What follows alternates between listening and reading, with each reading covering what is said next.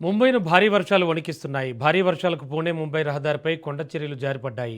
ఈ express way tunnel 2 exit సమీపంలో ఘటన జరిగింది. దీంతో వాహనాలను ఇతర మార్గాల్లోకి మళ్లించారు అధికారులు. భారీ వర్షాల నేపథ్యంలో స్కూళ్లు, కాలేజీలకు సెలవులు ప్రకటించారు.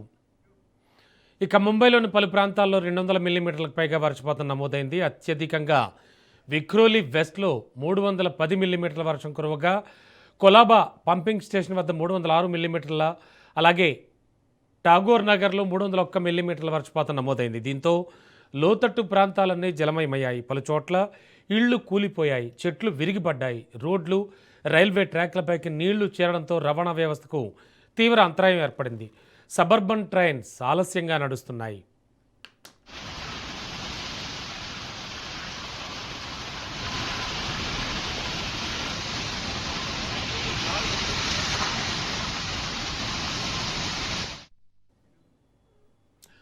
భారీ వర్షాల నేపథ్యంలో ప్రజలను బీఎంసీ అప్రమత్తం చేసింది. అత్యవసరమైతే తప్ప ఎవరూ ఇళ్ల నుంచి బయటకు రావద్దని సూచించింది. సహాయం కోసం 1916 హెల్ప్ లైన్ నెంబర్ను సంప్రదించాలంటూ తెలిపింది.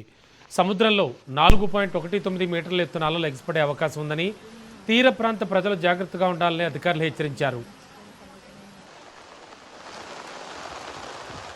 65 కిలోమీటర్ల వేగంతో గాలులు వీచే అవకాశం ఉందని వాతావరణ శాఖ పేర్కొంది. థానే, నవీ ముంబై, అలాగే పాల్ఘర్ సమీప ప్రాంతాల్లోనూ ఇదే పరిస్థితి నెలకొంది.